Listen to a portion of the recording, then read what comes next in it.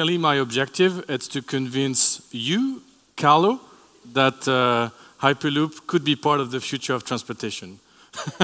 and I'll ask the questions to everyone at the end to make sure that you well understood. Okay, guys. So this is going to be like X Factor. You're going to vote in the end, okay? No vote. Yes, definitely. So let's start.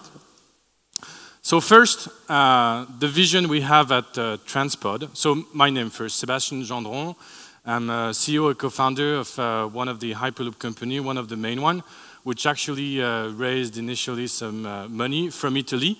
And I'm thankful for the country because you're taking the lead and you have the courage to invest into innovation. So the vision is really to connect cities, businesses with an ultra high-speed transportation system. And the mission we have, it's of course to develop it within the next 5 years. And I'll clearly share with you how it's going to work. That we're not talking about science fiction, and that's clearly happening as we speak. And hopefully we'll get some question at the end. So just a bit of a background. So first of all, we're not talking about a concept which is just came out from Elon Musk in 2013. It's a concept which is more than 100 years old. We started to see some initial design at the beginning of the later century, so it's not something new. We actually had some initial design in the late 90s and early 2000. One company called Swiss Metro was really about to implement that system in Switzerland. They had a concession between Lausanne and Zurich, and due to lack of political support at that time, and with the financial crisis in 2008, unfortunately, they went bankrupt. So the key game changer now is that we have one billionaire in 2013 who said, you know what? After train, boats, planes, and cars, that might be good to think about something innovative and new for, I would say, the 21st century. And said, look at that concept, which is pretty basic. It's to put a vehicle into a vacuum tube, to remove aerodynamic friction and to achieve speed at the same, to the same level to an aircraft. Meaning that we already fly and travel today at that speed. Again, it's not science fiction. So after Elon Musk, two competitors started in the US, one of them being Virgin. So not only Elon Musk joined the race now, but also Richard Branson. So Anne was mentioning that we have 8 companies. It's actually even more. Now it's over 10, 11 or 12 companies which are developing that. And we got 2 billionaires. So there's definitely a momentum. And weeks after weeks, we get news related to that. However, the good news for us is that we're not American. And this is great. This is great because we have a boulevard in front of us. And today we're developing Transpod in collaboration between Canada and Europe. And when I mean Europe, it's Italy and France. So a few words on the technology. Again, so we're looking at vehicles traveling in a vacuum tubes. The vehicle is the size of a train coach, so it's 25 meters long. So it's, we're designing a bus, okay? It's the size of a bus. We're not designing an aircraft. And we have pods with 80 seconds headways traveling into that vacuum tube, which are using aerospace technology today, and I'll explain a bit more about that, within a steel tube. So the infrastructure is pretty basic, and clearly the value proposition to avoid the extra amount of money you need to have a maglev technology, the value proposition from Transpod is to keep the technology on the vehicle and not on the tube. I'll go more in detail. So clearly, as you are in a vacuum, today we're looking at pressure in the tube around 100 Pascal. So it's kind of being at the equivalent of flying at 50 kilometers above ground. Today, aircraft fly at 10 kilometers. So we're looking at a vehicle with a structure which is similar to an aircraft. It's pretty much an aircraft without wings. We're working already today with Liber Aerospace related to the pressurized cabin. We're looking at space application as well. Just to give you a bit of insight, as we have a pressure delta, which is higher than for an aircraft, we've been looking at seal around the passenger door, We've looked at those used in the aerospace industry. They're not good enough, so we've been looking at the one used for the American space shuttle. The only problem we have is that the seal they've been using, the unit cost was about $15,000, so we just need to produce a bit more to reduce those costs, but this is something which exists today. Regarding a few other items like the thermal management system, this is something we've been looking at what they've been using for the International Space Station. So really reintegrating, and this is the challenge we have, existing technology which are used in the space and aerospace industry to a ground transportation system. And you'll get some more questions too. Key aspect on the engine for the propulsion and levitation system, we're using maglev type technology, and we'll talk about more, but without the drawback of the maglev system used in Japan. The infrastructure, basic steel tubes, 4-meter diameter steel tube. We've looked at the oil and gas industry. They go up to 2 meters, so they don't have the expertise. Those who got the expertise to design those tubes is the windmill industry. So they know they go up to 6 meters. And the real advantage of that infrastructure is that by installing solar panels on that, you may have tomorrow 500, 700 kilometers of line with solar panels, and the energy balance down the road is positive. So even if the system is connected to the grid, with solar panels you get more energy than it consumes. So a better energy, I would say, balance than current high-speed trains. The market. So it's not a point-to-point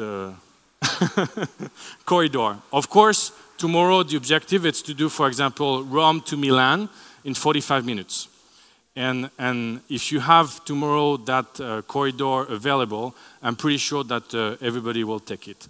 However, as we're dealing with a small capsule, so today we're sizing the capsule for, I would say, 25 to 50 passengers. You will have the express route. So you have the express route between Milan to Roma. I don't know what, anyway, I'll use another example. I know better that landscape between Toronto and Montreal. You have Ottawa in the middle. You'll have 9 pods out of 10 will go straight to Montreal, and you'll have 1 which is going to stop in Ottawa or Kingston. Meaning that you won't have to stop an entire train, okay, and block all the passengers inside. You will really modelize and make sure that you will have the right amount of pod which is going to stop in Kingston or Ottawa, and the express route to your final destination. So that's one market. The other market, so this is for passengers. The other one for shorter lines, we've been working with some airport authorities around the world to connect city downtown to airport downtown. So it's to apply the same model as the line, the only commercial line which exists today between Shanghai Airport and downtown Shanghai. The only issue with that line today, so it's a 30 kilometers line. It goes up to 400 kilometers an hour. They do that in 10 minutes, but the cost per kilometer is 100 million per kilometer, which is way too expensive, and that line is not commercially viable. On our side, we're 5 times cheaper, so it's really to have the pros from the maglev without the cons to have a better, I would say, market penetration down the road, and all the airports are interested into that. The other aspect too as well is freight.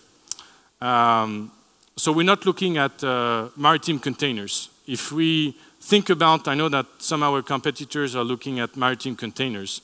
Maritime containers, they've spent 3 weeks in the sea. What's the point of speeding up the container for the last 100 or 300 kilometers? However, the freight segment where there is lots of interest is e-commerce and food. So lots of feedback positive feedback from DHL, FedEx, UPS, all the postal companies and so on are really interested, and also the food. Today the food, there is 30% waste because of transportation. I know a friend who got a cheese company in Montreal. When the cheese achieved Toronto, 30% garbage.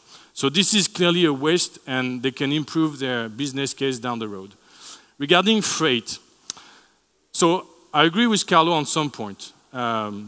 Europe is not our primary market. We're looking at Canada, US, Middle East. Something to know is that high-speed train and sand doesn't work really well. To come back on the aircraft, I'll share a bit the story I had on Sunday. We had a pretty bad weather in Toronto. I had to book 3 flights. They got cancelled in a row because of snowstorm, and they were stuck. I had also another question from someone say, okay, if we have that system tomorrow, don't you think that we'll have security checks and so on? As I'm flying way too much now, I can tell you that airports have been pretty efficient with safety checks. The issue now is when the aircraft has to go to the de-icing station because it can't take off, or when you land, has to wait for a gate to be available to be able to unload the aircraft. Also, another aspect is that airports today, they have to manage an air traffic growth between 5 to 10% every year.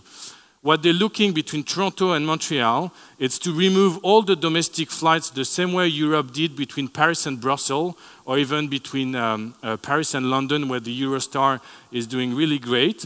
And it's to be able to replace domestic flights with long-haul flights to generate more revenues for the airport, but also to delay CapEx expenditures when they have to expand the airports, when they can. We've seen recently in France that the big airport on the west side have been cancelled because people don't want it. So we'll have to, I would say, contribute and develop another system which complement all the others.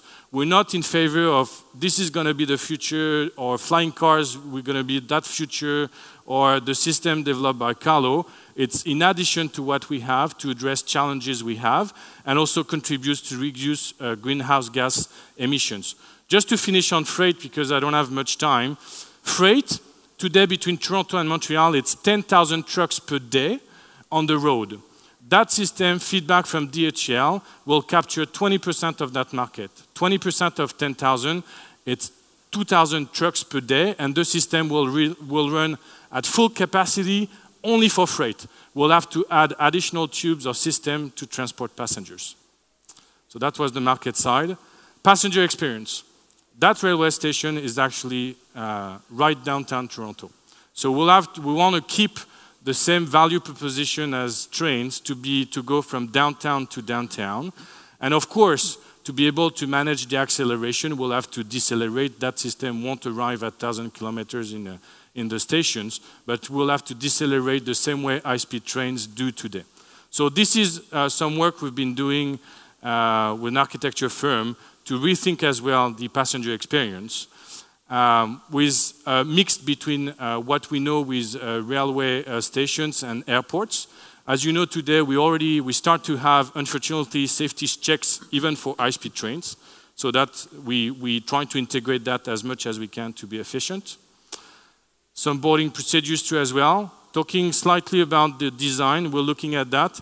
It's interesting because I've seen a picture on your presentation regarding a company here in Milan called Quelux. They've been able to recreate the sky, and it's amazing. I've seen their product. It's fantastic. You don't have the impression to look at a screen. And in terms of environmental experience, we're looking at the claustrophobic aspect, of course, because you are enclosed in a tube, but to have a 360 environment, and then to project whatever we want. It could be the scenery between Roma and Milan, or you could be in the Bahamas. We've been even joking about, okay, let's project the latest Star Wars movie. The only issue with the movie is that you'll have to do multiple trips to see the entire film. Anyway. It's a good. Yeah.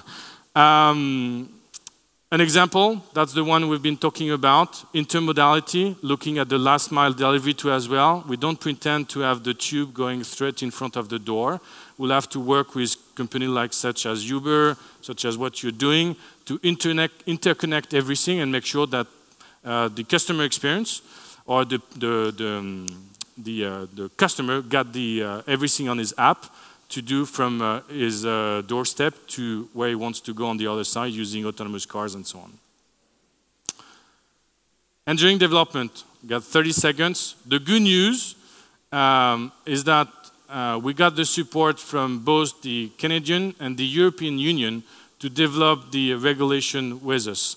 The Minister of Transportation, Marc Garneau, is a former astronaut that's probably playing a role in that, agreed to join a working committee to develop the regulatory framework with us. And we got the feedback also from the European Transportation Commissioner, Violeta Mrs. Bulk, which is on board, and it's part of their mandate to develop that. The same way we had the steam train, diesel train, electrical train, high-speed train, it's the next generation vacuum train, and we don't plan to reinvent the wheel in a way that, as you are dealing with many aerospace technologies, we'll reuse some safety requirements from this industry to avoid having to rewrite everything. The plan, R&D development is starting in Italy.